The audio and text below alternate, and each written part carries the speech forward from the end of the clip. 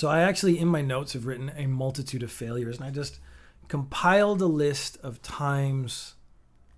I don't know if I failed or circumstances failed me or my brain failed, but there is an element of failure. And maybe this was, again, more an exploration of how failure works. Sometimes it's me, sometimes it's the world, sometimes it's circumstance. You got to take responsibility for what goes on in your life, but you can also see how things are sometimes out of your control. And so I thought I would explore that a little bit by going through, basically, laugh with me by laughing at me with me is what we're trying to get to.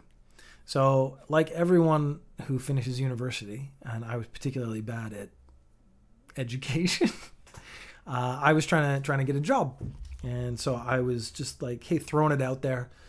Let's try to get any job we can. We just want to get started in life. And I thought, what's a noble thing I can do? Let's try to make myself the best self I can be.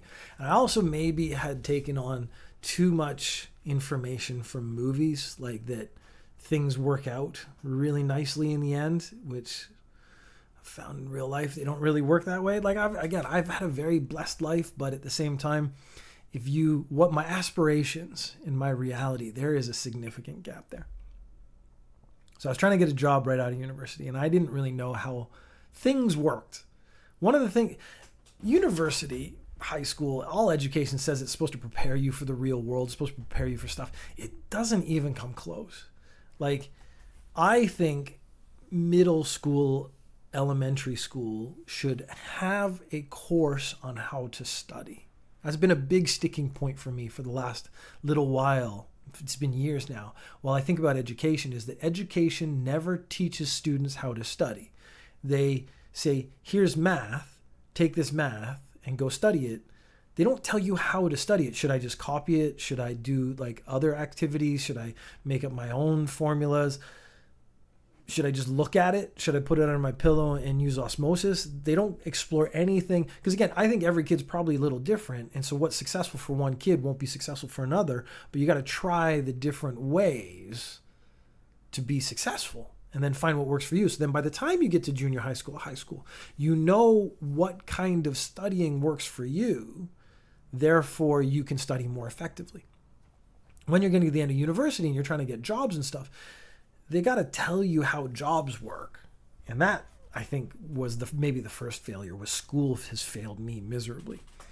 So I said, again, maybe being a little aspirational in my thinking, I decided to apply to CSIS. Now, CSIS is CSIS. It is the Canadian, I forget what it stands for, Canadian, it's not secret. And I'm going to have to look it up. Let me do that real quick. What does CSIS stand for? There you go. Okay. It's Canadian Security Intelligence Services. So this is essentially Canada's CIA, or Canada, because the FBI is national and the CIA is international. Canada has the RCMP as national and CSIS is international. So they deal with international crime. Now, they're spies. This is Canada's version of spies. And I just thought, I'll write a nice letter and a resume, which had I sold dog food for 6 years on it, and send that into the CSIS head office, because they do have an office, which actually is in itself kind of weird. And I didn't do any research.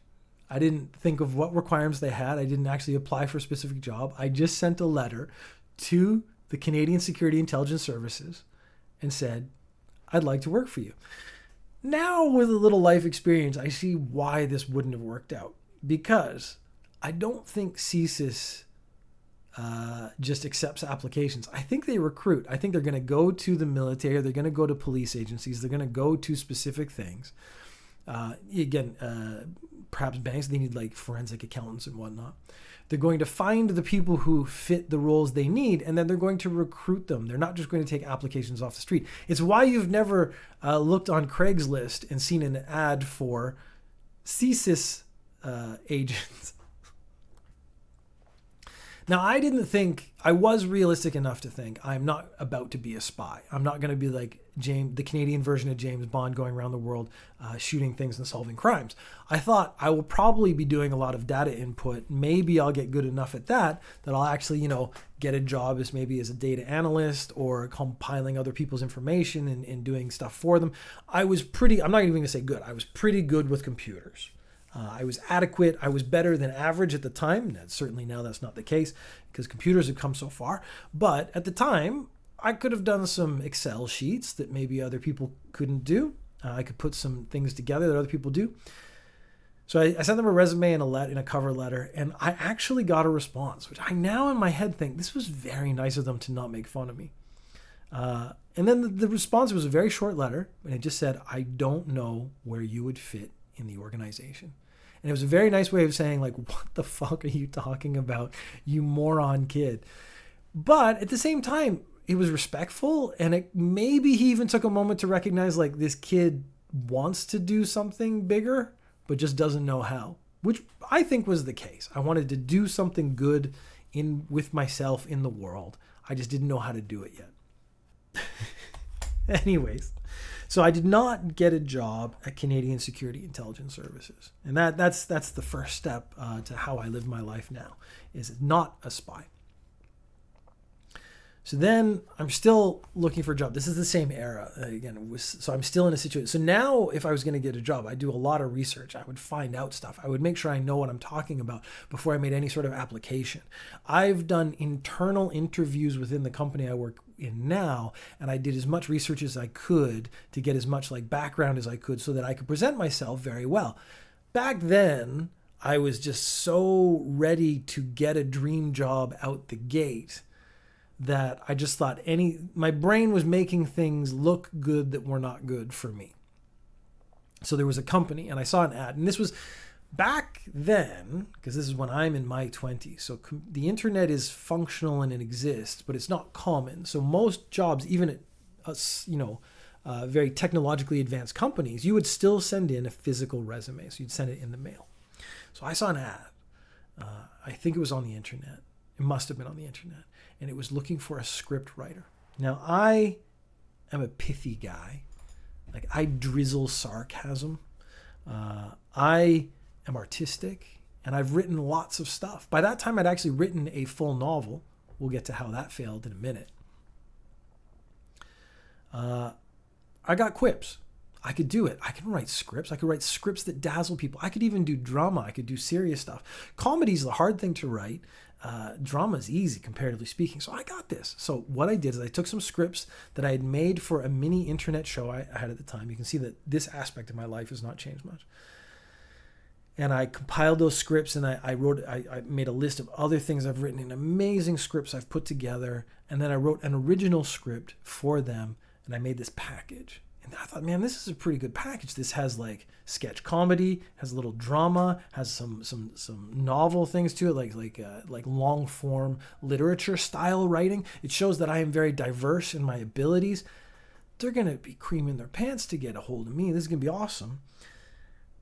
And so I was putting the envelope, the package, into the mailbox, and as my hand released, I realized, and you hear that slam, when it slams, and that's the note that you'll never get this back. Poof, this is gone forever. Poof, this is now in the world. Poof, this is in the hands of the person who you've sent it to. Poof. As I released my hands and heard that little poof, I realized it's a computer company. They're looking for computer scripts, not comedy scripts or drama scripts or any kind of script. It's not like a sketch show. They had the reason I kind of conflated these things in my mind, this was sort of the height of Flash, and Flash cartoons were huge. And my mind had put together that they needed someone to write scripts to make their Flash cartoons. But what they actually probably wanted was Flash scripts, like if A then B, go to 10, all those kind of basic things. They wanted Python scripts, they wanted SQL scripts, they wanted PHP scripts, they wanted database access scripts, they wanted a script writer to write computer scripts.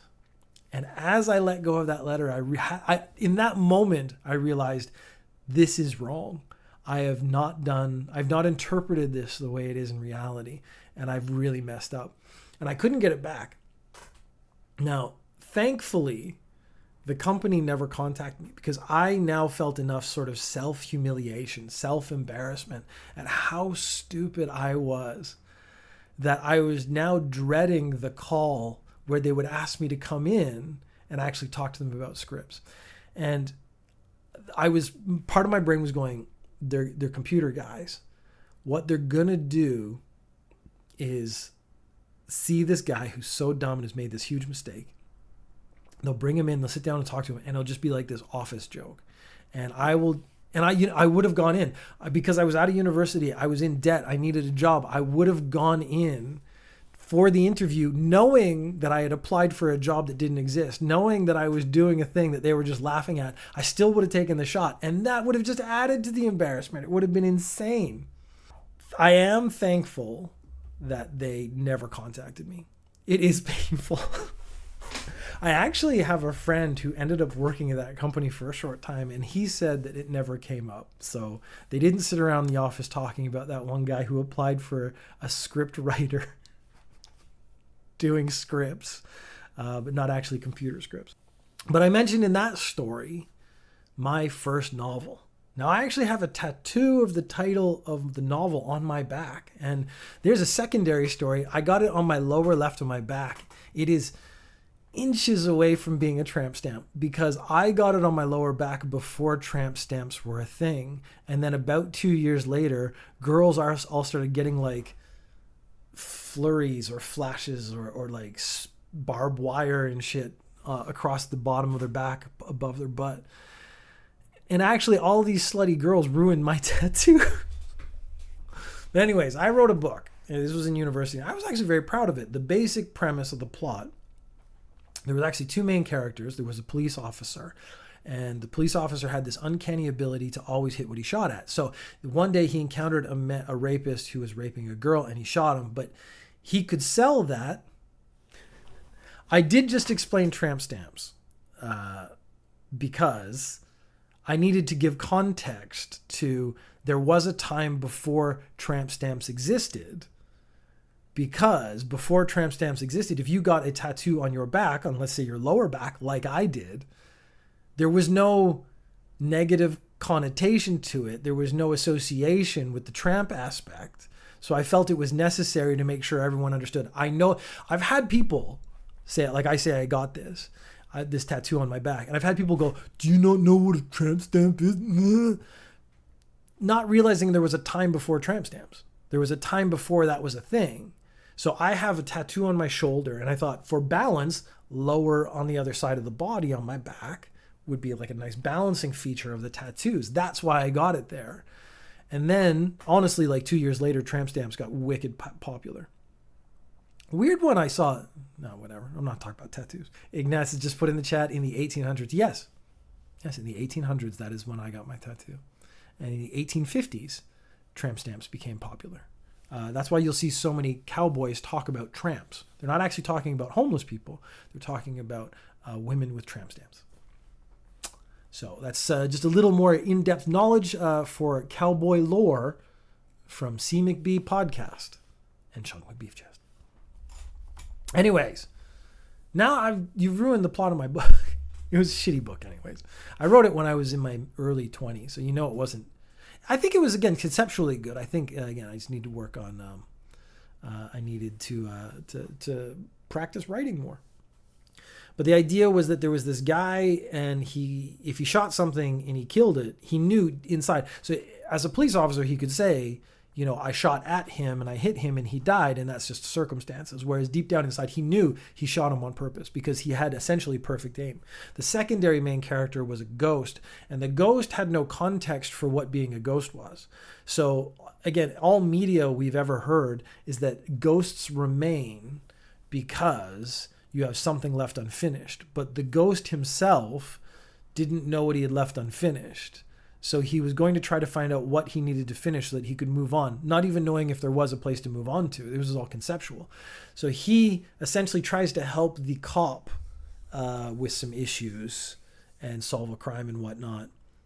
It's a weird buddy cop thing, but also they both have these like really deep-seated issues, which was supposed to be the heavy part. Anyways, I think conceptually quite a good book. I wasn't ready to write something that highfalutin yet. So I decided I'm going to send, but again, I'm still in the stage in my mind where if I just do it and I do the thing, it's going to be successful because I'm young and stupid and I don't know how things work. So I sent this book. Now, at the time, you had to send a sample of the book with a cover letter, with a stamped, self-addressed stamped envelope in it, with a postcard that said whether you wanted your manuscript back or not. And I sent it to every publisher in North America. And then the rejection started coming because every one of those self-addressed stamped envelopes came back to me, and every single one of them came back with a rejection. And you want to know what rejection feels like. You get to the point where every single day for weeks and weeks and weeks, there's a letter for you. And in that letter is something saying that the thing you spent a year, 2 years working on, it is not good enough for anyone else to ever see. Thank you for your time. Goodbye now. And of course it's not. Now, again, with the benefit of years of experience and stuff, I know that it wasn't very good and it would take years of editing and stuff. I did have one publisher say, this is interesting. We'd be interested in looking at your next project. But that next project never came about in a realistic amount of time. I did intern after university. I did an internship at a publishing company that was only did poetry. So they only did poetry. And we got dozens and dozens of manuscripts every day. And it was hardly any of it was poetry. And the guy who ran the publishing company said, like, Peter, here's a good job for you. I want you to sit down and write the rejection letters for these. Now, it's basically a form letter, but he's like, if you can put in something encouraging and positive, that's really nice. And me having had the similar experience of being rejected by every single publisher in North America, I had sympathy for these wannabe writers. The thing is, I read some of the worst trash ever. And there's one that sticks out to my mind and my memory. And it was like a pre-50 Shades of Grey concept. It was a BDSM kind of thing. The only bit I remember now is the dominant man and the submissive woman meet in a grocery store, and he takes her hand, and they're in the frozen food section. And that's already funny, if I'm being honest. And he takes her hand, he puts it on a frozen turkey, and he holds it there against the turkey for an extended time until her hand goes numb. And it's so cold it starts to hurt. And I was just pissing myself laughing the whole time, because just the idea of holding a frozen turkey as being sexually stimulating anyway was just a bit much. I guess if you're horny enough, it probably worked. I mean, the guy who wrote it, he was probably into that kind of stuff. Rao says, damn, I wish I finished writing novels. It is hard. I mean, that's it. I think everyone has the ability to start. It's the getting through the middle and finishing. So last 6 months ago, I wrote and recorded Montana El Diablo. If you go to montanaeldiablo.com, it is a choose your own adventure. And that took me a year to write. And then I got sick and was in the hospital. And then I got out and I was working on it really hard. And then I got COVID. And then I decided I'm just going to finish it. So I don't think it's very strong. I think it's a really good first effort. I'm working on the concept and stuff for a second choose your own adventure book. But I really enjoyed making it. And I think that made a huge difference. Right now, what I'm doing is taking the first Montana El Diablo story. I've had some AI transcribe it from voice to text. I'm going to go through and fix it and add stuff and then actually self-publish it on Amazon. Yes, conceptualizing and starting is easy. And that's actually where everyone falls apart, because everyone has like a notebook like this with like probably a good idea in it. I'm not even going to shit on people. Most people's ideas are pretty solid. It is sitting down and, again, a book, it's a year-long process, probably minimum. And then, do you have the will to sit down and edit? Do you have the will to cut half the shit you wrote because you realize it's not very good, or rewrite it to make it better? Anyways, working as an intern in a publishing company was very eye-opening, and that was probably more leading me to understand how the world works, and again, why I wasn't getting these jobs that I was completely doofing in the first place.